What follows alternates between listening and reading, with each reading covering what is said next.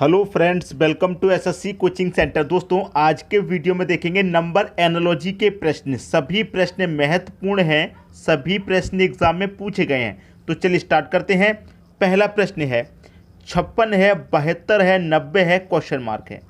अब question mark वाली जगह पर कौन सी संख्या आएगी ये आपको बता देना है। ठीक है, क्या रिलेशन है? अगर आपने नंबर एनालॉजी के सभी रिलेशन पढ़े हुए हैं तो आप क्वेश्चन को बड़ी ही आसानी से कर सकते हैं। लेकिन मैं आपको एक चीज़ क्लियर से बता दूं कि नंबर एनालॉजी एक ही प्रश्न में कई लॉजिक लग जाते हैं। ठीक है, तो आपका आंसर ऑप्शन में मैच होना चाहिए।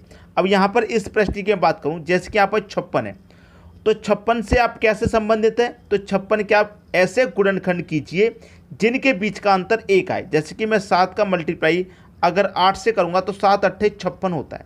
ठीक है, अब यहाँ पर 72 है। अब मैंने देखिए इन दोनों का गुना किया है, 7 8 56, और दोनों के बीच का अंतर क्या है? 1 ही तो है। ठीक है, अब यहाँ पर 72 है तो मैं कैसे गुणनखंड करूँ? ऐसे ही करूँ जिनके बीच का अंतर 1 आ जाए। 8 गुने 9, 8 9 72 होता है, और इनके बीच का अंतर भी 1 ही है। 8 और 9 का अंतर 1 आएगा। अब उसी तरीके से यहाँ पर 90 है, यहाँ पर 90 के भी मैं ऐसे ही गुणनखंड करूँ। जैसे 9 का गुना अगर मैं 10 से करता हूँ तो 90 आएगा, और इनके बीच का अंतर भी 1 ही है। तो यहाँ पर जो संख्या आएगी वो कैसी आएगी? उनका फैक्टर जो होगा उनके बीच का अंतर 1 होगा। ठीक है, अब यहाँ पर समझना बहुत आसान हो गया। कैसे आसान हो गया मैं बताता हूँ।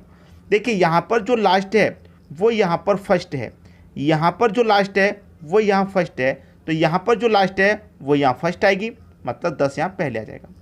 अब 7 के बाद उसकी अगली संख्या, 8 के बाद उसकी अगली संख्या, 9 के बाद उसकी अगली संख्या, तो 10 के बाद उसकी अगली संख्या आ जाएगी, मतलब 11। और दोनों के बीच का अंतर 1 ही है। और 10 का मल्टीप्लाई 11 से करेंगे कितना होता है भाई? 110 होता है, और 110 दे रखा है डी ऑप्शन में। आपका आंसर आ गया। आया कि नहीं आया? बहुत अच्छे से समझ में आ गया होगा, किसी को कोई समस्या नहीं होगी। अब देखेंगे अगला प्रश्न। अगला प्रश्न है 30 है, 16 है, 24 है, क्वेश्चन मार्क है। अब जैसे कि यहाँ पर आपको 30 दिया गया है और 30 से बनाना है आपको 16, तो आप क्या करें? 30 में 2 से डिवाइड कर दें तो कितनी बार जाएगा? सीधा सीधा 15 बार। लेकिन आपको 16 चाहिए, तो 15 में अगर आप 1 जोड़ देंगे तो आपको सीधा सीधा 16 मिल जाएगा। ठीक है, पहली संख्या में 2 से डिवाइड, और डिवाइड देने के बाद उसमें 1 जोड़ दिया, तो यहाँ पर पहली संख्या आपकी क्या है? 24। इसको क्या करेंगे? 2 से डिवाइड कितनी बार जाएगा? 12 बार। अब डिवाइड जाने के बाद 1 जोड़ा, तो यहाँ पर भी हम 1 जोड़ देंगे, तो 12 में मैं 1 जोड़ दूंगा, कितना आ जाएगा? 13 आ जाएगा, और 13 दे रखा है आपके बी ऑप्शन में। यह आपके प्रश्न का क्या हो जाएगा? बिल्कुल सही आंसर। क्लियर है? प्रश्न थोड़ा मुश्किल होगा लेकिन बहुत आसान भी है। ठीक है, अब देखते हैं अगला प्रश्न। अगला प्रश्न है 8 है, 9 है, 25 है, क्वेश्चन मार्क। देखिए इस प्रश्न को अगर मैं कहूँ कि यहाँ पर जो 8 है, तो 8 क्या होता है? आप अच्छे जानते हैं कि अगर आप 2 की पावर 3 करेंगे तो 8 होता है, 2 का क्यूब 8। और यहाँ पर 9 है, आपको ये बात भी अच्छे से पता है कि 3 की पावर अगर आप 2 करें तो 9 होता है, सिंपल सी बात है। और यहाँ पर 25 दे रखा है, तो आपको ये भी पता है कि 5 की पावर 2 का मान 25 होता है। अब ये वाली संख्या आपको पता करनी है क्या होगी। देखिए ध्यान से देखेंगे तो प्रश्न का आंसर आपकी आंखों के सामने है, ध्यान से देखने पर। कैसे? देखिए यहाँ पर जो आपके पास बेस था 2, उसे यहाँ पावर बना दिया, और यहाँ पर जो आपके पास पावर था उसे बेस बना दिया।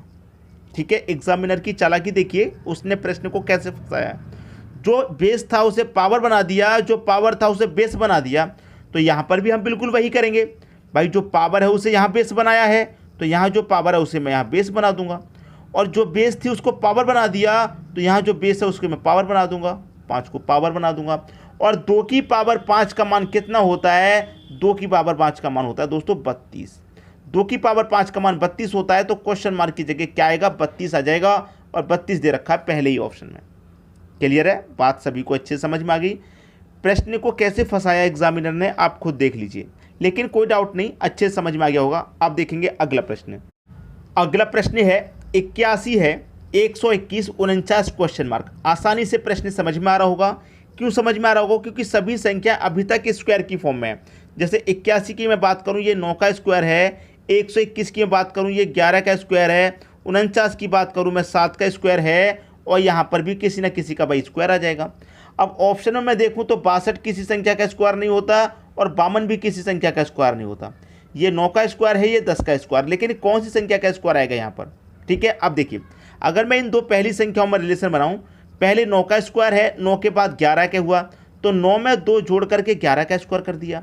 तो यहाँ पर ही भाई 2 जोड़ देंगे, जब यहाँ पर 2 जोड़ के स्क्वायर किया तो यहाँ पर भी 2 जोड़ के कर दो, तो साथ में 2 जोड़ देंगे 9, मतलब 9 का स्क्वायर आ जाएगा। और 9 का स्क्वायर कितना होता है? 81, और 81 है पहले ऑप्शन में, ये हो गया आपका सही आंसर। बात क्लियर है, सभी को समझ में आ गई? अब देखेंगे अगला प्रश्न। अगला प्रश्न है 24 है, 36 है, 52 है, क्वेश्चन मार्क। भाई यहाँ पर हमें क्या करना है? 24 का रिलेशन 36 से बनाना है, ऐसा ही करते हैं। ठीक है, पहली संख्या का रिलेशन दूसरी से बनाते हैं। अब 24 से 36 कैसे बनेगा? अब यहाँ पर सीधा सीधा अगर मैं प्रश्न की बात करूँ, बिल्कुल सीधी सीधी, तो 24 में 12 जोड़ दीजिए 36। अब 52 में भी अगर आप 12 जोड़ेंगे तो 36 नहीं होगा, 64 हो जाएगा, और 64 ऑप्शन में है नहीं, तो ये तरीका तो नहीं लगा। लेकिन क्या हो सकता है, जैसे आपके पास 24 है, इस 24 में अगर आप 2 से डिवाइड, इस 24 में अगर आप 2 से डिवाइड करते हैं तो कितनी बार जाएगा? 2 से डिवाइड करने पर चला जाएगा ये 12 बार में। ठीक है, लेकिन 12 नहीं, आपको तो 36 चाहिए था, है कि नहीं? 12 नहीं, आपको 36 चाहिए था, ये बात क्लियर है। अब 12 नहीं, आपको 36 चाहिए, तो 12 से 36 बनाने के लिए क्या करेंगे?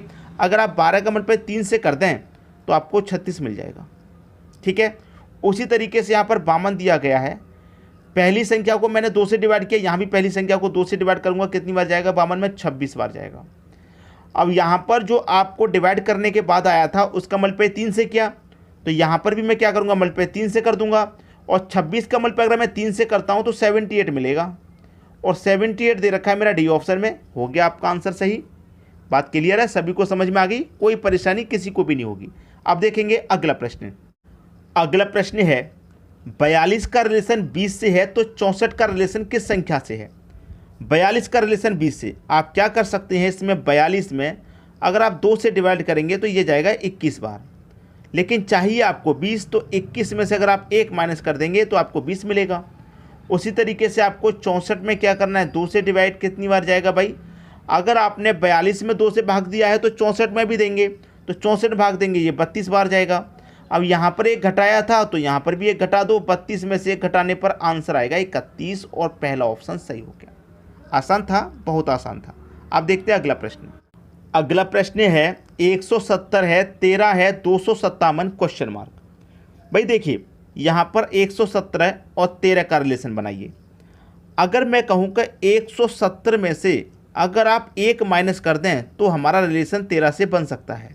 ठीक है, क्योंकि 170 में से 1 घटाने पर कितना बचेगा? 169 बचेगा, और 169 आपका क्या होता है? 13 का स्क्वायर होता है। आई बात समझ में? भाई 13 का स्क्वायर होता है 169। उसी तरीके से यहाँ पर क्या है आपके पास? 257 है, यहाँ मैंने 1 घटाया तो यहाँ पर भी मैं 1 घटा दूंगा। ठीक है, 257 में से मैंने 1 घटाया, कितना बचेगा? ये बचेगा 256। अब 256 बचा, तो 256 देखिए 13 का स्क्वायर जैसे 169 है, तो किसी न किसी संख्या का स्क्वायर 256 होगा। किस संख्या का स्क्वायर 256 होता है भाई? आप अच्छे से जानते होंगे, 16 का स्क्वायर अगर आप करें तो 256 होता है, और 16 कहाँ पर है? बी ऑप्शन में 16 दे रखा है। आगे आंसर, खत्म प्रश्न। आसानी से समझ में आ जाएगा अगर आप थोड़ा सा दिमाग लगाएंगे, थोड़ी सी कैलकुलेशन करेंगे, और प्रैक्टिस इसकी कभी भी बंद मत करना नंबर एनालॉजी की। ठीक है, अब देखेंगे अगला प्रश्न। अगला प्रश्न है 6 का रिलेशन 108 से है। भाई 6 का रिलेशन 108 से हम बना लेंगे तो फिर 11 का भी समझ में आ जाएगा। पहले 6 का समझ में आना चाहिए। अब यहाँ पर 6 का मल्टीप्लाई मैं 3 से कर दूँ पहले तो 6 त्रिक का 18 होता है। आप कहेंगे सर 18 का रिलेशन हमारा 108 से कैसे बनेगा? नहीं बन पाएगा। 6 का मल्टीप्लाई 3 से क्या 18 आया, 18 से कैसे भी आपका 108 नहीं बनेगा। बनेगा कि नहीं बनेगा? बिल्कुल बनेगा। अगर आप इस 18 का मल्टीप्लाई वापस 6 से कर दें तो 18 का मल्टीप्लाई 6 से करने पर 108 मिलेगा। आई बात समझ में? अब बिल्कुल यहाँ पर भी वही कीजिए, जैसे 11 है, अब या जैसे यहाँ पे 6 का मल्टीप्लाई 3 से क्या, उसी तरीके 11 का मल्टीप्लाई 3 से कर दो, 11 त्रिक का 33 हो जाएगा। क्लियर?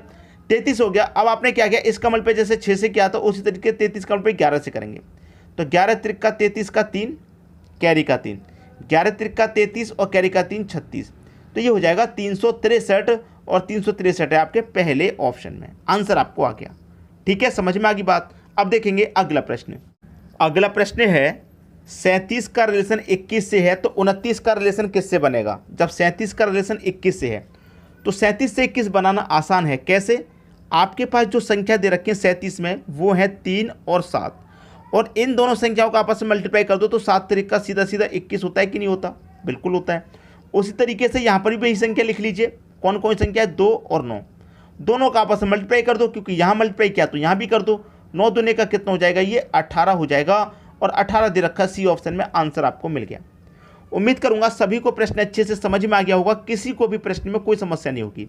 ठीक है दोस्तों, वीडियो पसंद आया लाइक करें, दोस्तों में शेयर करें। अगर आपने हमारे चैनल को अभी तक सब्सक्राइब नहीं किया तो सब्सक्राइब करके बेल आइकन का बटन दबा दें। ठीक है दोस्तों, वीडियो देखने के लिए आपका बहुत बहुत धन्यवाद।